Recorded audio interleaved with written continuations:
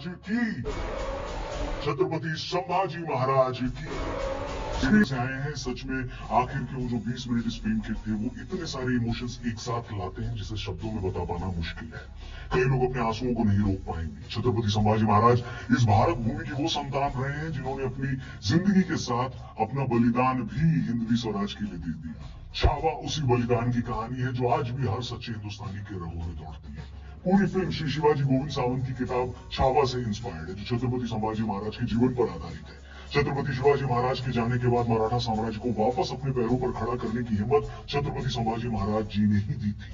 सोचिए, एक ऐसा व्यक्तित्व, एक ऐसी पर्सनालिटी जो छत्रपति शिवाजी महाराज जैसी ही बड़ी हो, उनके काम को आगे बढ़ाना कितना चैलेंजिंग रहा होगा।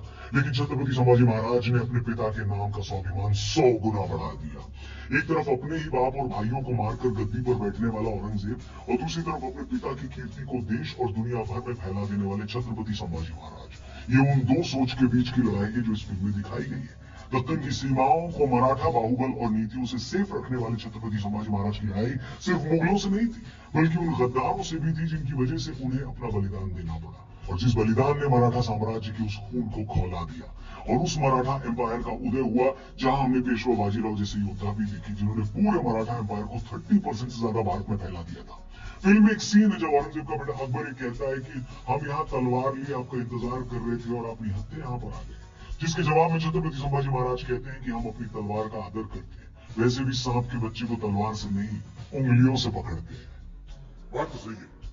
विकी कौशल ने इसी रॉब के साथ छत्रपति संभाजी महाराज के कैरेक्टर को प्ले किया है। पूरी फिल्म में उनकी परफॉर्मेंस लाजवाब है। महाराज के जीवन को स्क्रीन पर उतारना अपने आप में एक चैलेंज है, जिसे विकी कौशल ने बड़े अच्छे तरीके से निभाया है। ये फिल्म नो डाउट उनके करियर की बेस्ट परफॉर्मेंस है।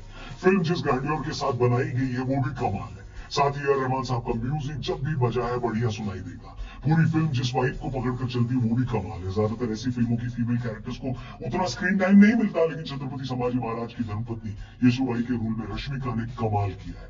उनके स्ट्रॉन्ग कैरेक्टर को फिल्म पूरी ईमानदारी के साथ दिखाती है। अक्षय खन्ना ने औरंगजेब का पोर्ट्रेल जबरदस्त किया है। उनकी खामोशी में भी जो स्क्रीन प्रेजेंस है वो लाजवाब है।